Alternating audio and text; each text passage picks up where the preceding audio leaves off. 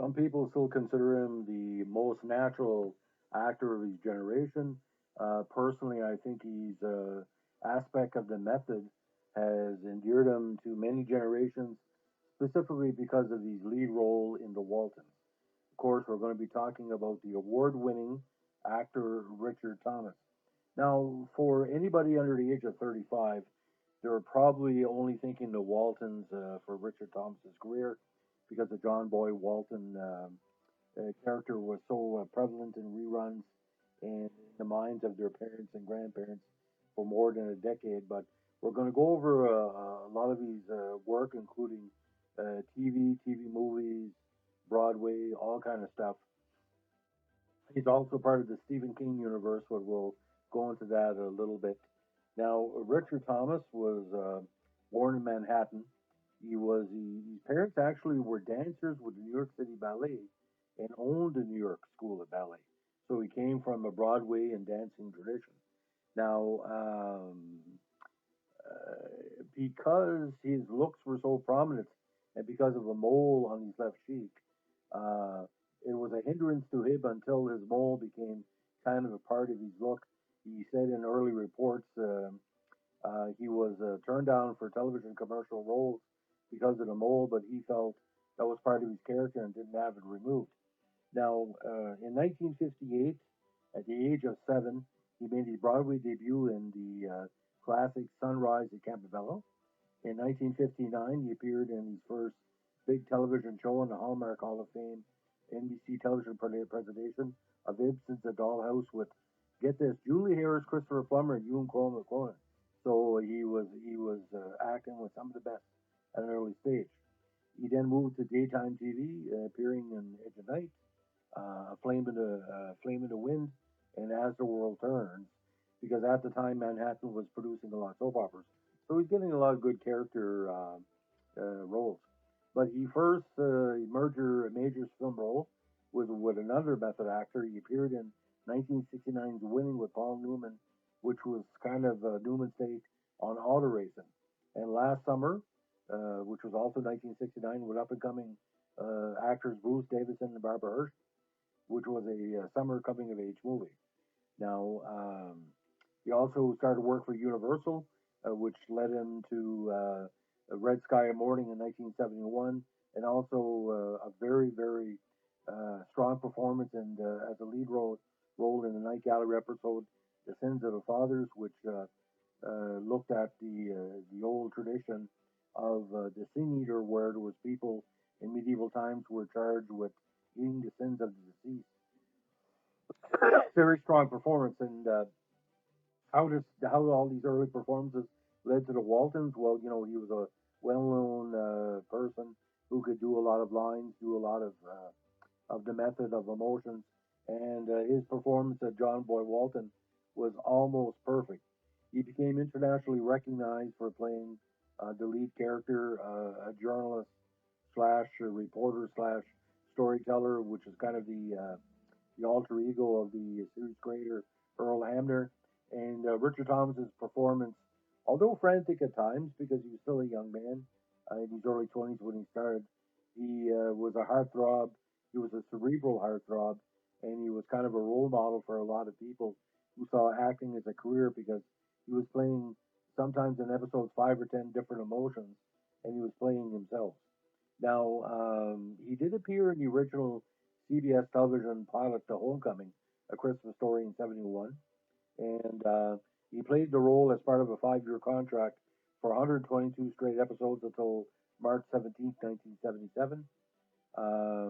He did return for 3 later Walton movies in the 90s, and he also won an Emmy in '93 for his performance of John Boy, same year as Michael Learned, and same year the Waltons won Best Series.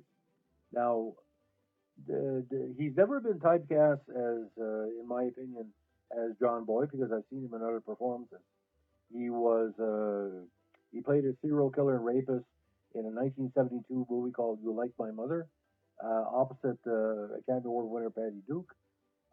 He also played the lead role of Private Henry Fleming in the NBC TV version of the classic novel The Red Badge of Courage, and Paul Balmer in the '79 Hallmark Hall of Fame TV movie, the English remake of All Quiet on the Western Front, which is a very underrated movie. I would recommend anybody try to pick it up because Lou Ayres' performance as Paul Balmer in the original one went a long way to describe the character, but Richard Thomas brought his humanity and humility and strength of purpose to this performance, and you know, it was a great natural role that any person who sees the movie can see that he wasn't just John Boy; he was Richard Thomas playing these different characters.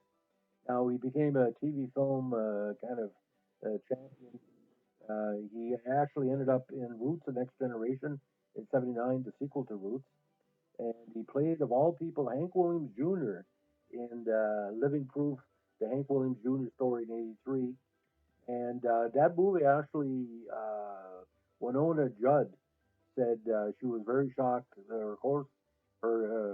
co-star in the movie was very shocked to know how good a performer Richard Thomas was musically and of the script. She said he was very impressed. She thought maybe that he was a one-note performer because of the John Boy character, but she was pleasantly surprised. And there was a big write-up in People magazine at the time saying, you know, he's really getting away with that John Boy Walton, the public's impression of him. And like I said, all these roles, he was quite good. And he also played the adult Bill Denbrough in Stephen King's hit in 1990, which probably ranks as one of the most underrated miniseries versions of any Stephen King adaptation. Obviously, you can still find it on DVD and on some streaming services. Now, he went back to Broadway in 1980 in Lanford Wilson's Fifth of July, and he did have some big screen success, but a Star Wars knockoff called Battle of Beyond the Stars, in which he was recruited for the movie directly by the producer, never went anywhere. And like I said, he tried. John Boy in space doesn't really work for a lot of people. Now, he launched a one-man play in 1987 called Citizen Tom Paine. Um, it's a talk about the bicentennial year of the United States Constitution, and he also played Richard the Second in 1993, which was a got great results from the critics.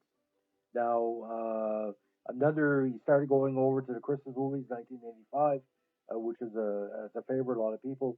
A movie called The Christmas Box with Marina Aaron and Annette O'Toole, and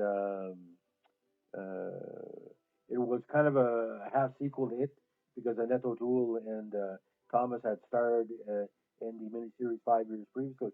Great chemistry, great movie. You can find it again, The Christmas Box. Now, Hartford Stage in Connecticut, he also performed in Hamlet, Peter Gynt, Richard III, Tiny Alice, and also had guest performances on the great Christian show Touched by an Angel.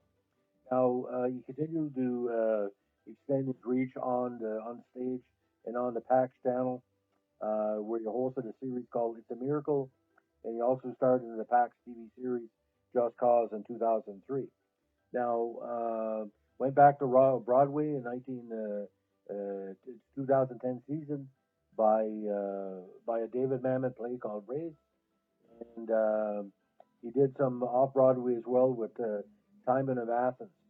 Now, in the modern era, the last 5 or 10 years, he's appeared on the FX Network's Cold War drama called The Americans, and he also ended up back on Broadway yet again, just repeating it, great success on a revival of Little Foxes, and he was nominated in 2007 for 17 for a Tony for Best Featured Actor in a Play. Now, he also took the Patrick Stewart and George C. Scott route by playing Ebenezer Scrooge on stage in Pittsburgh's CLO production. It was called a musical Christmas Carol. So he was a great musical performer, great dramatic performer. Now, what the interesting part of Richard Thomas is, even though he is 68, the man doesn't look it. He never ages. He's got the Ralph Macchio water water going on. But for the length of work he's done, he's a Renaissance actor, like I said, TV, stage, productions, different series.